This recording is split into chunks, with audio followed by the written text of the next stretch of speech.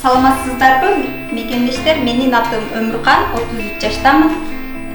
Сүйүктүү энемин, 2 баланын. Азыркы учурда ушул кондитер тармагына келгениме 1 жыл болуп калды. Эже-сиңдилерди көптөгөн үйдө отурган домашний условияда эле 50ден ашык кыздарды окуттум. Азыркы учурда мастер-класс өтүп жатабыз. Айпери и Алияга.